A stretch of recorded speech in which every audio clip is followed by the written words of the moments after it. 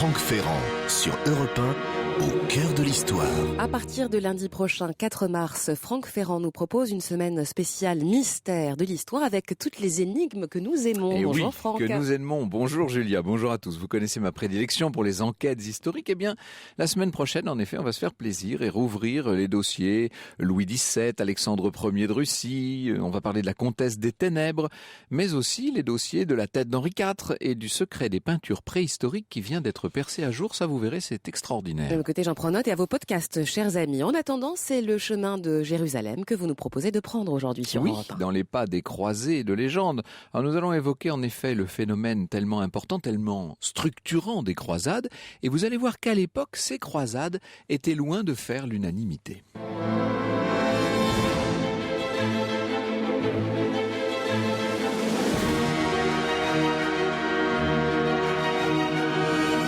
De 13h à 14h sur Europe 1, au cœur de l'histoire. Franck Ferrand.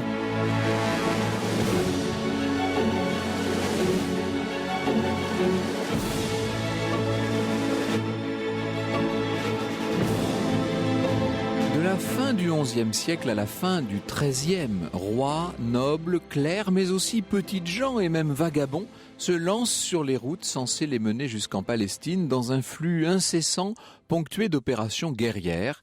Voilà un puissant phénomène propre à modifier la physionomie de l'Occident médiéval et qui est entré dans l'histoire sous le nom de croisade. Alors ce mot en soi, croisade, est né en vérité bien après la fin de la 8e et dernière croisade. Il est inspiré par le nom des croisés, tout simplement, ce nom que se donnaient ceux qui partaient. Il date du 15e siècle, le mot croisade, et il présente le mérite, mais aussi l'inconvénient, d'unifier sous une seule appellation des événements qui, lorsqu'on les regarde dans le détail, sont en vérité bien différents et qui n'avaient finalement comme point commun que l'appel des lieux saints. En vérité, ces pèlerinages chrétiens en Orient ont commencé, disons-le, dès le IVe siècle, quand Constantin a envoyé en Palestine sa mère, Hélène, la future sainte Hélène, et qu'ils n'ont jamais cessé tous ces pèlerinages depuis lors.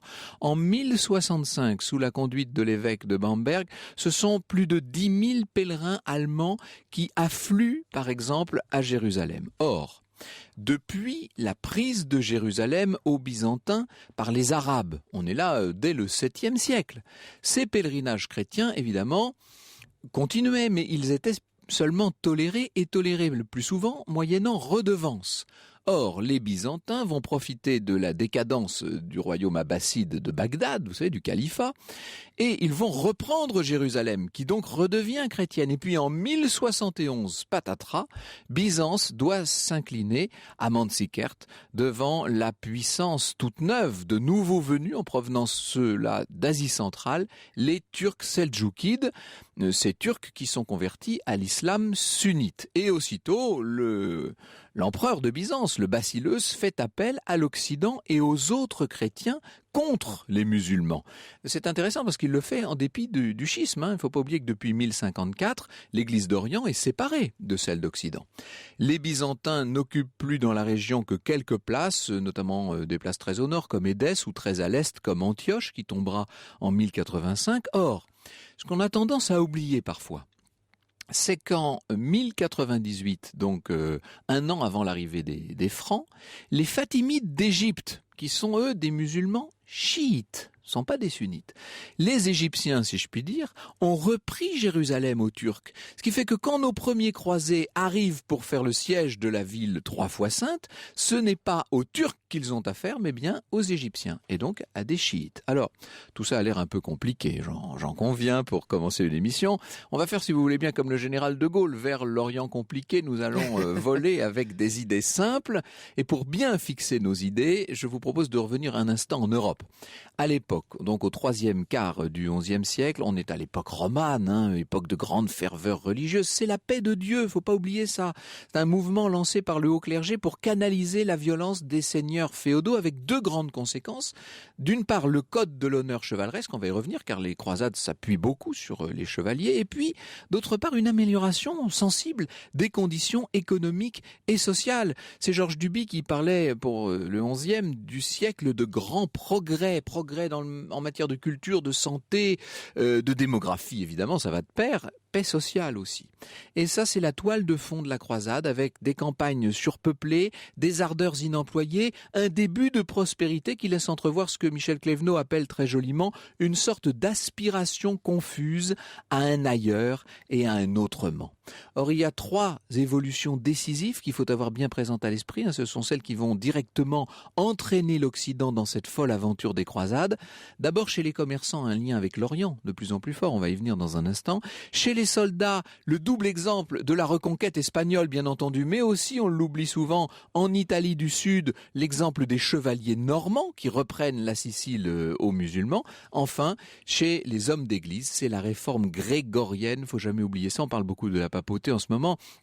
Dans les années 1070-1080, ce pape Grégoire VII entreprend de construire une grande société chrétienne avec le pape pour seigneur non seulement spirituel mais si possible temporel.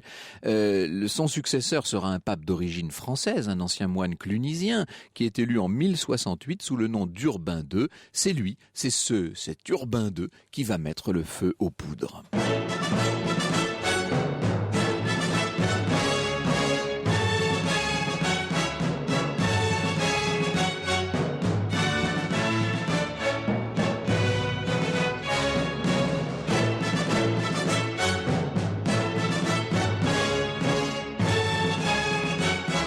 Un extrait du générique de la série télé de l'ORTF, Thibaut ou les croisades. On se retrouve dans un instant sur Europe 1.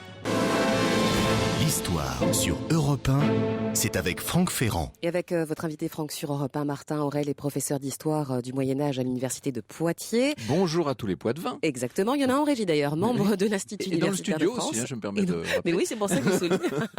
Et auteur notamment des Chrétiens contre les croisades, 12e et 13e siècle chez Fayard. Bonjour Martin Aurel. Bonjour Franck On s'était Ferrand. retrouvés il y a longtemps sur le tombeau d'Aliénor d'Aquitaine à l'abbaye de Fontevraud, vous vous rappelez? Alors là, évidemment, nous allons parler de ce phénomène des croisades qu'il est très difficile de résumer en quelques minutes, mais je parlais de ce pape Urbain II, c'est lui qui va prêcher la première croisade au sens propre, hein. On est à Clermont? On est à Clermont, en Auvergne. Urbain II est en contact avec les Byzantins, même si, comme vous l'avez fait remarquer, nous sommes en plein schisme.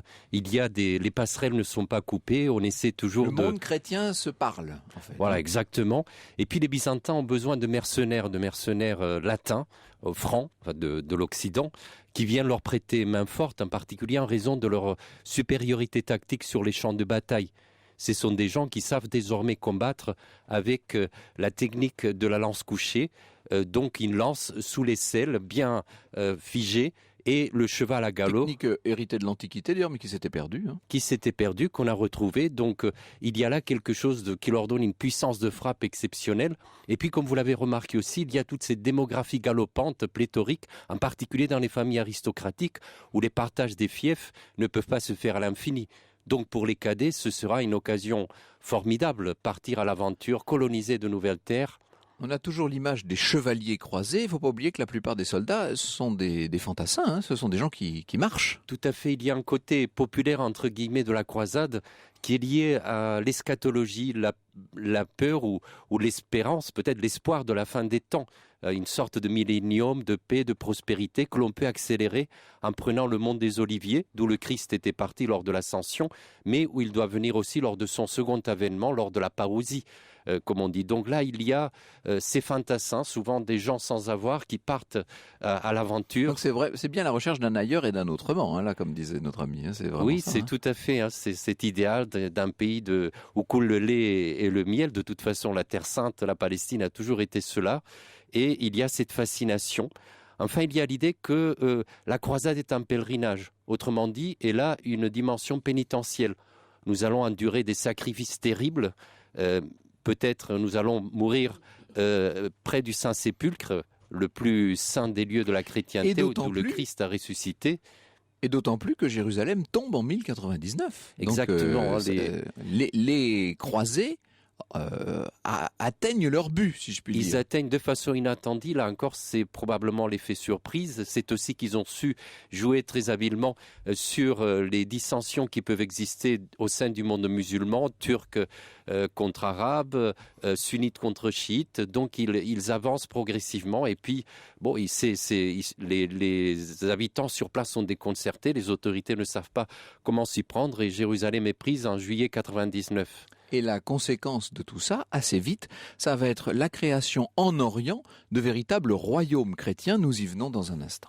Europe 1, au cœur de l'histoire. Et nous parlons aujourd'hui des croisades sur Europe 1 et de ceux qui à l'époque les ont combattus, Franck. Alors justement, on va venir tout à l'heure, dans la deuxième partie de l'émission, à toutes les voix discordantes, parce qu'on a l'habitude, lorsqu'on enseigne les croisades à l'école notamment, on considère que c'est un mouvement unanime et que tout le monde, dans un seul et même élan, voulait s'en aller pour la Terre Sainte et libérer le tombeau du Christ. En vérité, vous allez voir que ces croisades n'ont pas du tout fait l'unanimité, et c'est le grand mérite de Martin Aurèle d'avoir montré et d'avoir collectionné toutes ces voix discordantes. On va y venir tout à l'heure. Alors, ce que j'aimerais, Martin Aurèle, mais je suis bien conscient que c'est difficile, c'est qu'on survole un peu les différentes croisades. Alors, d'abord, cette notion de croisade, encore une fois, on agrège sous un même phénomène des expéditions qui parfois n'ont pas grand-chose à voir les unes avec les autres. Tout à fait. Dans le comptage traditionnel de croisades, il y a les 8 grandes croisades, voilà, mais dans les intervalles, il y a toujours des troupes qui partent. Ça n'arrête pas, en fait, ça n'arrête pas. Exactement. Et alors on essaie de rattacher telle ou telle expédition, soit à la 3e, soit à la 4e croisade, mais en fait dans la pratique elles sont souvent autonomes. Alors la deuxième quand même, la deuxième croisade, il faut en dire un mot, elle est assez spectaculaire parce que elle va avoir un rôle important pour la France et pour la souveraineté du roi de France en vérité. Oui, tout à fait. C'est Louis VII. Un parti pour des raisons personnelles, paraît-il, il est très il a le scrupule de... C'est le mari d'Aliénor d'Aquitaine, justement. Voilà, le mari d'Aliénor d'Aquitaine, donc premier mari. Donc il est parti avec elle. Et puis il y a l'empereur aussi romain germanique, Conrad III, qui partent. Mais tout paraissait leur sourire. Mais il y a d'une part les Byzantins qui sont moins enthousiastes que l'autre fois parce que les croisés ont créé leurs propres États latins. De leur côté, sans faire allégeance au basileus, à l'empereur. Donc il commence à se méfier, il n'assure pas trop l'intendance. Il y a aussi les Turcs qui sont beaucoup plus habiles maintenant du point de vue tactique, militaire, puisqu'ils ont compris la façon dont fonctionnent les chrétiens avec cette espèce de cavalerie lourde. Eux, ils préfèrent plutôt la cavalerie légère, les harceler à coups de flèches. Et puis il y a les maladies, la désunion entre l'empereur et le roi de France. Tout cela fait que c'est un fiasco, beaucoup de morts et aucune conquête territoriale. Alors, on parlera tout à l'heure de Richard Cœur de Lion, on ne va pas insister sur la troisième croisade. La plus calamiteuse, si je puis dire, et celle qui, sans doute, a laissé les traces les plus discordantes en Occident, c'est la 4e croisade. Alors là, c'est l'horreur, c'est cette croisade détournée par les Vénitiens et qui aboutit au sac de Constantinople, donc d'une ville chrétienne. Absolument, c'est la première fois, mais ça avait commencé quelques mois auparavant que l'on s'attaque à des villes chrétiennes. D'abord, il y avait eu Zara, un port d'Almacie, qui était pourtant sous contrôle d'un roi catholique, même pas orthodoxe, le roi de Hongrie. Et puis, il y a le sac de Constantinople en 1204. Innocent III, le pape lui-même, est scandalisé. Il écrit une bulle très très dure quand il excommunie les croisés en leur disant « Vous avez violé les vierges, vous avez brisé les autels pour piquer les reliques, vous avez tué des innocents, etc. » Il est extrêmement dur. Dans un premier temps, après, il trouve que ce n'est pas mal non plus d'avoir un empire byzantin latin et que ça pourrait faire l'union des deux églises. Mais on se rend compte qu'en fait, derrière ces objectifs religieux se cachait donc évidemment et déjà à l'époque un certain nombre d'intérêts commerciaux et économiques. Le but des Vénitiens dans cette 4e croisade, c'était de prendre le contrôle de la Méditerranée, tout simplement. Oui, tout à fait. En plus, les Vénitiens voulaient se faire rembourser parce qu'ils avaient affrété une flotte colossale, ils avaient beaucoup investi. Et puis les croisés n'étaient pas aussi nombreux, donc il y a 2/3 de la flotte qui pourrissent au port de Venise, donc ils se disent il faut bien qu'on soit remboursé, donc on va le faire par le vol des reliques, mais comme vous le dites aussi très bien, en ouvrant des routes commerciales extraordinaires, puisque c'est la route des épices, de l'or, des esclaves qui est là et qui rapporte beaucoup aux villes italiennes. Nous sommes dans la naissance, dans la jeunesse du capitalisme, il ne faut pas attendre le XVIe siècle. Exactement. Alors, passons un peu sur toutes ces croisades. Le roi Louis IX, qui sera plus tard le Saint-Louis, évidemment, Saint-Louis va faire 2 croisades, lui. deux croisades. En plus, les gens croient en lui. C'est un roi droit qui vit austerement, qui s'est engagé à réformer le royaume contre toute corruption, dans l'esprit d'un succès qui sera précédé d'un grand effort moral et d'un grand équilibre dans le royaume. Et malgré tout, il échoue à 2 reprises. La première fois à la bataille de la Mansoura, près du Caire. Il est fait prisonnier pendant plusieurs mois. Donc décidément, le Caire ne réussit pas tellement aux grands stratèges français. On le verra plus tard, quelques siècles plus tard. Et donc cette bataille de la Mansoura est un désastre où périssent une grande partie des barons de France. Tout à fait, beaucoup sont malades, la dysenterie, c'est souvent les problèmes, ils ne sont pas habitués au climat, ni au paludisme, ni à toutes ces maladies orientales dont leurs organismes ne sont pas prêts. La seule chose, c'est que le prestige de Saint-Louis sort renforcé de sa captivité. Il rentre en 1254. Voilà, il a été captif des Égyptiens, il faut dire. Exactement. Donc, et même on a des pages de son confident Joinville qui raconte un peu comment ils ont sympathisé avec leur geôlier, comment des rapports même d'amitié se sont créés. Donc, c'est un cas assez exceptionnel. Eh bien, comme si ça ne lui avait pas suffi, Saint-Louis va décider 25 ans plus tard de repartir en croisade. C'est ce que je vais vous raconter maintenant. Europe 1. Le récit de Franck Ferrand. Saint-Louis repart en croisade. Voici le sujet du récit de Franck aujourd'hui sur Europe 1. Et oui, on est au début du carême de 1267, ce qui veut dire que le roi a 54 ans quand même. On a toujours cette image d'un Saint-Louis très jeune, au moment de la première croisade sans doute, pas au moment quand je dis la première, sa première croisade, la 7e. En l'occurrence, nous allons parler de la 8e, là. Le roi convoque donc tous les barons à Paris. On ne sait pas trop ce qu'il veut, mais généralement, quand le roi de France convoque tous les barons, c'est pour une très grande raison. Et à la Sainte-Chapelle, il se fait apporter le reliquaire de la Vraie Croix. Et là, sur la Vraie Croix, eh bien, il annonce son intention de repartir. Inutile de vous dire que la plupart des barons ne sont pas enthousiastes à cette idée. Il ne faut pas oublier qu'à cette époque, on est donc dans les grandes affaires de la Sicile, que le frère du roi joue un rôle absolument essentiel dans cette histoire. Et donc, on peut dire que Saint-Louis est un peu seul au départ dans son projet de croisade. Mais enfin, la situation du pays était favorable à la reprise d'une grande opération. On peut dire que la France, à ce moment-là, est pacifiée. Saint-Louis a raisonné, si je puis dire, les féodaux qui se sont assagis, et du fait maintenant qu'ils n'ont plus de petites guerres à mener, il faut les occuper. Il ne faut pas oublier que tous ces gendarmes ont tendance à s'ennuyer volontiers dans leur château fort. Il faut donc les occuper, leur donner un but, et c'est sans doute ce qui a décidé Saint-Louis à prendre cette décision. Il faut savoir aussi que toutes les institutions fondées par Louis IX, tous les grands organismes de la couronne, le Parlement, la Chambre des comptes, etc., tout ça commence à fonctionner convenablement. Donc il faut se donner un dérivatif. Alors, on pense évidemment que Saint-Louis est un peu vieux maintenant pour mener une croisade.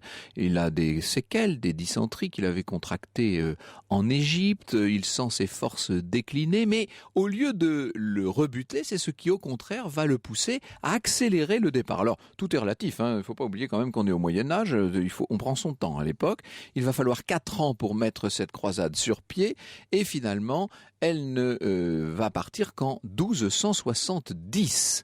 Louis IX a voulu s'adjoindre Henri III. Il a demandé à l'Angleterre de l'aider, mais en l'occurrence, on a attendu, on a tergiversé. Le roi d'Angleterre n'a pas suivi.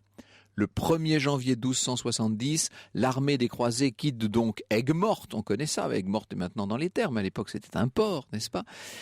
Seulement, au lieu de prendre, comme on aurait pu le penser, la route de l'Égypte, l'armée, la flotte royale met le cap sur Tunis. Alors pourquoi Tunis ? Eh bien, c'est sans doute là qu'il faut voir l'intervention de Charles d'Anjou, l'intervention du frère de Louis IX. Après avoir conquis l'Italie méridionale, Charles d'Anjou, qui est devenu roi de Sicile, entretient des relations commerciales extrêmement nourries avec ce qui est le voisin de la Sicile, évidemment, avec l'émir de Tunisie. Or, cet émir de Tunisie a promis qu'il allait se convertir à la religion chrétienne. Vous imaginez l'importance, l'impact que pourrait avoir une telle décision sur l'ensemble du monde méditerranéen. Il ne faut pas oublier qu'à cette époque, toute la péninsule ibérique est encore, enfin, une grande partie de cette péninsule est encore aux mains des musulmans, bien entendu. Charles d'Anjou nourrit à la même époque l'ambition de prendre s'emparer de Constantinople. Et il se dit qu'évidemment, si on se lance dans une grande opération depuis l'Égypte vers la Terre Sainte une nouvelle fois, ça va retarder son ambition. Et donc, évidemment, le frère du roi a tout intérêt à ce qu'on aille au plus près et à ce qu'on consolide ses propres assises, c'est-à-dire en prenant le contrôle de la Tunisie. Il faut savoir aussi que Saint-Louis a été extrêmement sensible à la décision de l'émir de Tunis de se convertir. Il croit à la sincérité, il est persuadé de la sincérité de l'émir et il espère à partir de là faire de la Tunisie une future base d'opération à partir de laquelle on pourra mener des campagnes ultérieures vers l'Orient. La flotte française est donc partie, très impressionnante cette flotte évidemment, pour l'époque en tout cas, et après une escale à Cagliari en Sardaigne, c'était inévitable, cette flotte parvient devant Tunis le 17 juillet 1270 à l'aube. Et comme la mer se hérisse littéralement de bâtiments navals, la population locale prend peur et s'enfuit dans le désert, ce qui fait qu'évidemment le débarquement va se faire de façon très facile. Le 18 juillet, Saint-Louis, en dépit de la fatigue et de la faiblesse, encore une fois, il faut imaginer un roi très diminué. Joinville nous dit qu'il ne pouvait plus se déplacer ni en voiture ni à cheval. Vous voyez, ça commençait à aller vraiment très mal. Saint-Louis tient à être le premier à mettre le pied, c'est la seconde fois en ce qui le concerne, sur la terre d'Afrique. On emporte très facilement la forteresse de Carthage, mais au-delà de la forteresse, c'est le grand château de Carthage qu'il faut aller prendre. Ça, c'est une autre affaire. Et on fixe cet objectif dès le lundi 21 juillet de cet an de grâce 1270. Et là, évidemment, alors le château est emporté assez facilement. On dit même qu'il n'y a que quelques blessés dans les rangs chrétiens, alors qu'on a tué plusieurs centaines de Sarrasins, comme on disait à l'époque. Mais ce que n'avaient pas prévu les Francs, ce que n'avait pas prévu Saint-Louis, c'est cette guerre de harcèlement, ce qu'on pourrait appeler nous aujourd'hui une guérilla, que vont mener notamment les cavaliers musulmans. On peut dire que ces cavaliers musulmans ont bien l'intention d'avoir les Français. Bande originale du film de Ridley Scott, Kingdom of Heaven. Oui, on est dans une croisade bien plus ancienne là en l'occurrence, mais enfin ça fait partie de la thématique. Alors, les cavaliers musulmans mènent donc la vie dure aux Français. Quand nous les poursuivons, écrit Pierre de Condé, qui est le chapelain du roi, ils fuient, mais quand nous nous retirons, ils nous attaquent avec leurs lances. C'est une véritable guérilla qui est menée. Alors évidemment, Louis IX attend des renforts. Il attend l'arrivée de son frère Charles d'Anjou. Mais ce prince ne se présente pas. 15 jours ne se sont pas écoulés que l'écrasante chaleur, l'absence d'eau, les conditions d'hygiène déplorables, tout ça va provoquer dans le camp des Français une épidémie de dysenterie. Tout le monde est touché. Quand je dis tout le monde, à commencer par les fils du roi, Philippe, le prince héritier, le futur Philippe III, Jean Tristan, le petit dernier, celui qui était né à Damiette, pendant la première croisade de son père, 20 ans plus tôt. Tous sont touchés et le roi lui-même est finalement contraint de s'aliter. Je vous ai dit qu'il était par ailleurs très faible déjà et qu'il était en mauvaise condition physique. Saint-Louis sait au moment où il s'alite qu'il ne se relèvera pas et d'ailleurs il va rédiger cette espèce de testament politique, de testament chrétien qu'on appelle les enseignements de Saint-Louis, qui sans doute ont été arrangés après coup, mais qui sont un texte célèbre et magnifique. Alors Saint-Louis se prononce sur tous les grands domaines de la politique. Il donne à son fils une véritable leçon, un enseignement sur la façon de régner. Au terme justice, par exemple, à justice tenir et à droit rendre, écrit-il, sois loyal et raide à tes sujets, sans tourner à dextre ni à sénestre, mais tout droit au droit, et soutiens la querelle du pauvre jusqu'à ce que la vérité soit éclaircie. Veille à éviter toute partialité et exige que la vérité soit révélée avant que tes conseillers ne fassent droit. Saint-Louis il dicte tout ce long testament, à la fin de quoi, alors ça c'est très beau, je vais vous lire les dernières lignes du célèbre des enseignements de Saint-Louis. Et en la fin, écrit-il, très doux fils, que tu fasses messe chanter pour mon âme et oraison dire par tout le royaume, et que tu m'octroies spéciale place et plénière en tous les biens que tu feras. Beau cher fils, je te donne toutes les bénédictions que bon père doit donner à son fils, et la benoîte Trinité et tous les saints te gardent et défendent de tout maux, et Dieu te donne grâce de faire sa volonté toujours, et qu'il soit honoré par toi, et que toi et nous puissions après cette mortelle vie être ensemble avec lui et le louer sans fin.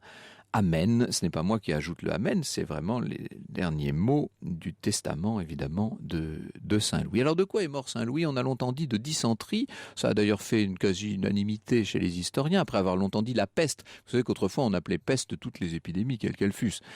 Il se trouve qu'en l'occurrence, si on regarde de très près, il semblerait que la shigellose, qui est donc la forme de dysenterie dont serait mort Saint-Louis, ne s'accompagne pas en vérité des signes nerveux qu'il manifestait, et que la torpeur, le mutisme qui ont été ceux du roi, qui ont été son lot terrible pendant les derniers jours, ne peuvent pas s'expliquer par la dysenterie. En fait, nous dit Fernand d'Estaing, le roi Louis IX, le futur Saint-Louis, serait mort de fièvre typhoïde. C'est, dit-il, la seule maladie contagieuse qui offre dans son tableau les signes cardinaux de la maladie du roi de France: fièvre de 3 semaines, flux de ventre, douleurs abdominales et les fameux signes nerveux. Qu'il soit mort de dysenterie ou de typhoïde, il est certain en tout cas que le roi Louis IX ne reviendra pas vivant de la croisade. Ce qui est terrible, c'est qu'il venait à peine d'expirer quand se présente son frère, Charles d'Anjou, qu'on avait attendu en vain. Le roi de Sicile, que Saint-Louis avait donc... dont il avait attendu l'arrivée pour mourir, et en fait il n'avait pas pu tenir, pénètre dans la tente royale, il se jette en pleurant au pied du cadavre, et après s'être signé, il dit « Mon Seigneur, mon frère ». Il règle ensuite les mesures à prendre pour le transport du corps du roi de France, en même temps que celui de son fils Jean Tristan, qui est mort juste avant lui, et qui doit lui aussi être inhumé à Saint-Denis. Les entrailles de Louis IX seront déposées à Montréal, dans une église située près de Salerne en Sicile, tandis que son cœur et son corps préalablement bouillis et placés dans des outres de cuir vont rester au camp. L'armée ne veut pas s'en séparer, finalement il faudra bien les quitter, ces dépouilles. Elles reprendront le chemin de la France le 31 août 1270.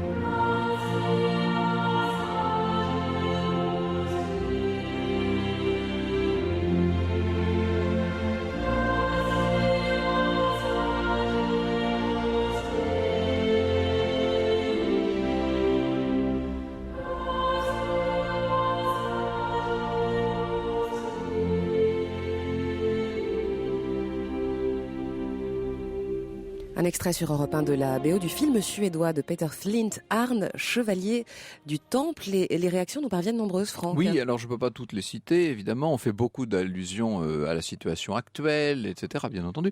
Mais Alain nous dit, la 8e croisade n'est pas la dernière. C'est certain qu'il y a effectivement une 9e croisade ou embryon de croisade qui sera conduite par celui qui sera plus tard le roi Édouard Ier. Et puis, nous demande Alain, que penser de la croisade de Nicopolis en 1396. Alors là, 1396, on est carrément un siècle plus tard. C'est vrai que le phénomène ne s'est pas éteint du jour au lendemain, Martin Aurel. Absolument. Puis ce qui a changé, c'est que après 1291, la perte de Saint-Jean d'Acre, donc la dernière place forte en 21 Palestine. 21 ans après la mort de Saint-Louis. Hein. Exactement. Donc on est dans un autre système. Plus jamais Jérusalem ne sera reconquise par les croisés. Donc on est là dans la lutte contre les Turcs devenus ottomanes. À la rigueur, l'Épante est aussi... la bataille de l'Épante en 1571, qui sera une grande bataille navale des forces de la chrétienté contre les forces turques, en vérité. Voilà, l'esprit est le même. Je pense que c'est la lutte des chrétiens, la chrétienté contre l'islam, si vous voulez. Malgré tout, on n'a plus le même but. Ce n'est plus la conquête de Jérusalem qu'on a définitivement perdue en 1244 du côté chrétien. Et à partir du moment où les royaumes francs d'Orient tombent, ça veut dire qu'un certain nombre de chevaliers sont rapatriés en Occident, et parmi eux, bien entendu, les célèbres Templiers. Ça va avoir un rôle essentiel, ça. Oui, c'est sûr. Les Templiers n'ont jamais été très bien acceptés dans certains milieux. Non, la noblesse adore les Templiers parce qu'ils mènent la même vie qu'eux, ce sont des guerriers, tout en vivant les trois vœux, pauvreté, chasteté, obéissance, se comportant comme des moines, ce sont des moines soldats. Mais il y a aussi une méfiance, surtout dans les milieux cléricaux. Qu'est-ce que c'est que cet hybride débridé, à moitié clerc, à moitié guerrier, puisque traditionnellement, il était interdit aux prêtres de verser du sang. C'est une souillure qui n'est pas du tout le propre des moines. Donc vous voyez, quand Philippe le Bel a lancé les calomnies qui vont lui permettre d'anéantir l'ordre du 1307, Temple, voilà, de dissoudre l'ordre, et bien, il y a un terreau qui est favorable. Alors là, on est déjà dans le thème de votre livre, déjà, puisque effectivement, la puissance, notamment la puissance financière, mais pas seulement des Templiers, vont les rendre assez antipathiques à toute une partie de nombreux de leurs contemporains. Or, ils sont, qu'on le veuille ou non, le pur produit des croisades et des royaumes chrétiens d'Orient, ces Templiers. Tout à fait. Oui. De même, vous avez parlé tout à l'heure d'Innocent III, vous avez fait une allusion à Innocent III condamnant gravement, sans appel, la 4e croisade qui avait abouti au sac de Constantinople, la mise à sac de Constantinople. En vérité, le même Innocent III va prêcher une espèce de croisade, je ne sais pas si le terme est choisi, mais en tout cas c'est le terme que lui, il n'emploie pas le terme de croisade, mais il demande aux gens de se croiser, ce qui revient exactement au même, contre les Albigeois, c'est-à-dire contre l'hérésie cathare. Oui, en 1209, la croisade des Albigeois, ça correspond tout à fait du point de vue juridique à la croisade. Il y a une bulle, un document officiel du pape. Voilà, oui. Il y a un légat pontifical qui est le numéro 2 de l'expédition, à côté de Simon de Montfort, le chef militaire de l'expédition. Il y a aussi les indulgences, les bienfaits spirituels, la pénitence pour les péchés commis par le passé. Donc il y a beaucoup de caractéristiques. La seule chose, ce n'est plus libérer Jérusalem, bien entendu, ou renforcer les États latins, mais c'est s'attaquer à ceux qui protègent les soi-disant cathares, les bons hommes. Et comme j'ai eu l'occasion de le dire dans un certain nombre d'émissions que nous avions dans le passé consacrées au Qatar, de la même façon que les grandes croisades vers la Terre Sainte, on dissimule souvent des intérêts très pratiques et très matériels, de la même façon, la célèbre croisade contre les Albigeois a surtout permis aux barons du nord de la France de prendre possession des terres du sud, en vérité. Oui, pour beaucoup de ces cadets, ça a été l'occasion de se tailler de superbes seigneuries dans le Midi, bien entendu, mais nous sommes dans un monde où le temporel et le spirituel se mêlent inextricablement. La chrétienté, nous avons beaucoup de mal à le comprendre parce que c'est une civilisation qui ne se conçoit pas autrement qu'avec l'unité religieuse. D'où l'Inquisition, d'où la persécution de tout ce qui sort de l'ordinaire, parce que l'on croit que les gens vont se battre. Vous voyez, la croisade était présentée parfois par Innocent III, la croisade albigeoise, comme une affaire de paix, pour pacifier une région qui, soi-disant, est en guerre perpétuelle dans des luttes intestines. Son but est aussi temporel. C'est ce qui est très étrange pour nos mentalités, où nous avons fait très bien la part des choses entre le temporel et le spirituel, ce qui relève du religieux et ce qui relève de la politique, pour faire bref. Alors évidemment, nous portons, nous, sur cette période et sur le phénomène, le regard moderne avec tout ce que nous savons depuis. Mais ce qui est très intéressant, et ce que j'ignorais pour tout vous dire, avant de lire votre magnifique ouvrage, Martin Aurel, c'est qu'au sein même de la société de l'époque, au 11, 12, 13e siècle, des voix tout à fait discordantes se sont faites entendre pour condamner ces croisades. Votre livre s'appelle « Des chrétiens contre les croisades, 12e, 13e siècle », c'est paru chez Fayard, et vous allez nous dire qui étaient ces chrétiens qui se sont élevés contre le phénomène lui-même. Franck Ferrand sur Europe 1, au cœur de l'histoire.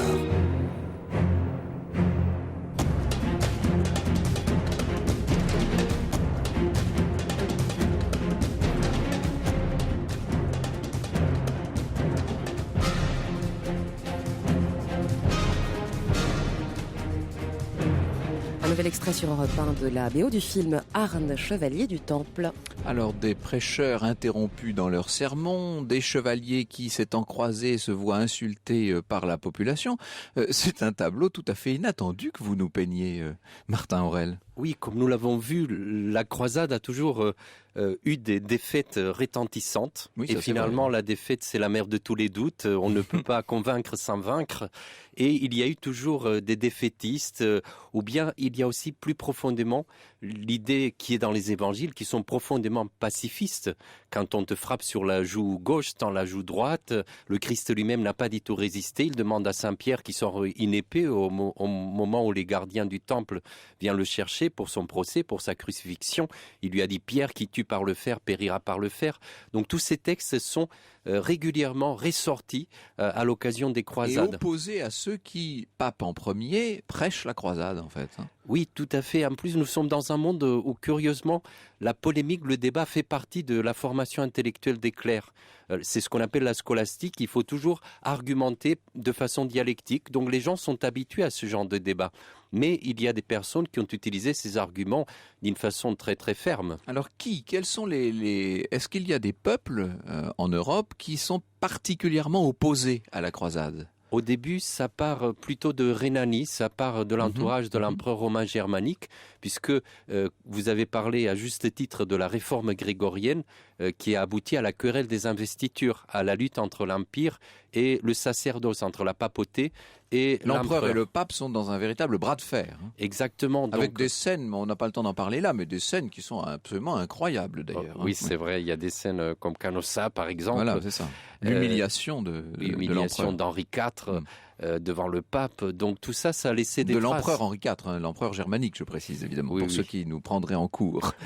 Alors, les Allemands, si on peut dire, les Rhénans s'opposent à la croisade. En Angleterre aussi, on voit des foyers d'opposition. Oui, alors en Angleterre, ce qui a fait très très mal, c'est la dîme saladine, c'est-à-dire de exiger systématiquement, y compris sur l'Église, mais sur les paysans aussi, une redevance extrêmement haute. Et puis c'est un pays qui est suradministré par rapport aux autres, donc les gens ont senti passer cette taxe. Donc ça a été aussi un objet de récrimination contre Richard Cœur de Lion et contre le pape. Alors est-ce que chez nous, est-ce qu'en France, il y a eu des oppositions à la croisade ? On est quand même, je dirais que la croisade convient bien au tempérament français, c'est-à-dire qu'il y a un aspect théorique, un aspect guerrier, enfin tout ça, quand on voit à quel point un personnage comme Saint-Louis peut s'identifier littéralement à la croisade, mais vous nous avez dit que c'était le cas de Louis VII aussi, tous ces rois qui sont à moitié moines, à moitié rois, on a l'impression qu'en France, tout le monde est d'accord avec la croisade. Eh bien non, nous dites-vous, c'est pas le cas. Non, ce n'est pas le cas. Vous parlez par exemple de la seconde croisade de Saint-Louis,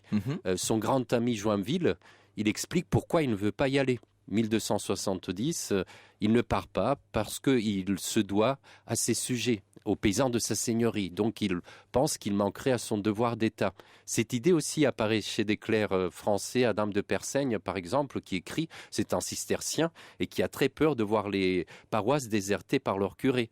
Il dit le Christ n'est pas venu, n'est pas mort pour Jérusalem, mais pour les âmes qu'il faut sauver. Autant s'occuper de son devoir d'État, c'est un thème qui revient. Vous avez aussi des poètes, Rudebeuf, qui fait un débat entre un croisé et un décroisé qui est très casanier, quelqu'un qui veut rester à la maison, qui dit au croisé, mais ne m'embête pas avec ces histoires, je suis très bien avec ma femme, mes enfants, je dors tout ce que je veux. Il y a ces côtés un peu picaresques qui apparaît. Donc, et puis il y a aussi les troubadours, souvent, les chansons de départis, ces femmes qui ne veulent pas que leur mari, que leurs amants partent. Pour elles, c'est une déchirure. Donc c'est un thème. On utilise la fiction en quelque sorte pour faire valoir un certain nombre d'éléments de doute, voire même d'opposition à la notion de croisade. Vous montrez, et ça c'est passionnant, qu'en vérité, dans une société qui est en cours de pacification, on est juste après la fameuse paix de Dieu dont je parlais pour commencer cette émission, etc. Les croisades censées détourner la violence hors d'Occident, hors d'Europe, en vérité, vont plutôt avoir tendance à l'exacerber, cette violence. Oui, c'est vrai qu'il y aura ensuite l'utilisation par le Saint-Siège de la croisade dans le cadre des luttes italiennes. Les États pontificaux contre le royaume de Naples, en gros. Comme vous l'avez dit, finalement, la famille impériale, les Hohenstaufen, perdront la Sicile au profit des Angevins, donc du frère de Saint-Louis, Charles d'Anjou. Mais c'est vrai que c'est très contradictoire. Et vous avez même une dissidence d'État dans la couronne d'Aragon, le comte de Barcelone. Lui, on a un très beau texte contre Charles d'Anjou, un chroniqueur catalan, Bernat Desclot, qui dit « Mais attendez, cet homme a été fait prisonnier par les musulmans qui ont respecté sa vie, qui ont accepté de le libérer. Maintenant, il vient de faire prisonnier l'héritier de l'empereur romain germanique, du roi de Sicile, Conradin de Hohenstaufen, et tout ce qu'il trouve à faire de bon, c'est de le décapiter. Ça ne s'est jamais vu. Et tout cela au nom de la chrétienté, de la foi, etc. » Vous voyez ? Alors, les chansons des troubadours, nous dites-vous, les chroniques, bien entendu, des historiens de l'époque. Quels sont les vecteurs par lesquels passe cette opposition aux croisades ? Les médias par excellence, ce sont vraiment les chansons. Les chansons, hein. Ouais. Oui, c'est vrai, c'est la façon de véhiculer très facilement de messages politiques à l'époque, parce qu'en plus, il y a un côté humoristique. Souvent, les chansons politiques empruntent la mélodie d'une chanson d'amour. Donc, nos humoristes savent faire ça aussi. Donc, les gens ont envie de chanter ces chansons, et ça, c'est un très bon média, oui. Après, il y a les récits que l'on peut raconter. Vous avez fait allusion à ces romans, à ces chansons de gestes, mais même un roman archi-célèbre comme le Parsifal de Wolfram von Eschenbach, il y a un personnage central qui est un musulman fier-fif et qui est très proche de Parzival. Et ils deviennent amis. Dans le Tristan en prose aussi, Palamède, le Sarrasin, vous voyez, il y a des ponts qui se créent. Donc il y a des personnages musulmans présentés sous un jour favorable, hein, c'est ça qu'il faut dire. Positif. Hein. Positif. C'est ça, dans la littérature allemande, de comte Rudolf aussi, c'est un roman très peu connu. C'est un chevalier qui part défendre Jérusalem. Il s'aperçoit que le roi de Jérusalem est une crapule, c'est un chrétien. Donc il passe dans le camp musulman où il épousera une musulmane. Certes, elle se convertit, elle est baptisée, mais pas dans l'église latine, mais elle est baptisée à Constantinople. Donc on est là pas seulement dans la transgression, mais je pense qu'il y a là quelque chose qui est en train de se créer parce que la trêve a permis à ces gens qui se combattaient de se connaître et que la tension entre chrétiens et musulmans, de temps en temps, il y a cette rupture de la guerre et là c'est de la communication et parfois même de la communion. Donc vous voyez, tout est ambigu et dans encore, la croisade. Évidemment, nous n'avons par définition plus toute la dimension orale de cette opposition, car il devait y avoir beaucoup de discussions dont on n'a pas toujours la trace. On sait néanmoins que, je le disais tout à l'heure, certains prédicateurs sont interrompus, il y a même des chevaliers qui sont pris à partie. C'est quand même oui, terrible. vous avez raison, il y a un prédicateur en Angleterre, il y a un artisan qui lui coupe la parole. Parle plus fort, en fait, pendant le sermon. Exactement, qui lui dit qu'il n'a pas raison, qu'on ne peut pas donner des indulgences pour partir à la croisade. Voilà, alors l'histoire finit mal pour lui, puisque c'est un miracle de punition qui lui tombe sur la tête, il tombe de son échafaudage, il se coupe la langue, etc. Alors là, c'est la punition divine, mais voilà. Il y a aussi des punitions très humaines, hein, parce qu'évidemment, le pape et d'une façon générale, les partisans de la croisade ne vont pas se laisser faire face aux opposants. Écoutez, malgré tout, l'Inquisition, certes, s'est attaquée aux hérétiques, et un des traits des hérétiques des cathares, c'est qu'ils nient la croisade. Ils considèrent que ce n'est pas une bonne chose, pas seulement contre eux, mais contre les musulmans. Mais malgré tout, le débat existe, et c'est un des buts de ce livre de le montrer, qu'il y a eu toujours des discussions. Alors, on peut dire que cette répression, elle a été assez modérée, finalement. Exactement, les gens en parlaient. Finalement, ces hommes nous ressemblent beaucoup. Ils discutent de tout et ils remettent en cause la politique. Des chrétiens contre les croisades 12e, 13e siècle de Martin Aurèle, c'est chez Fayard et c'est un modèle vraiment d'ouvrage historique parce que non seulement vous développez un point de vue tout à fait nouveau, hein, c'est-à-dire que je ne crois pas qu'on ait beaucoup parlé dans le passé de toutes ces oppositions aux croisades, mais en plus vous nous rendez familiers d'un certain nombre de sources auxquelles on ne penserait pas forcément. Vous faites feu de tout bois, si je puis dire, et ça c'est passionnant. Des chrétiens contre les croisades. Merci beaucoup Martin Aurèle. Merci à vous.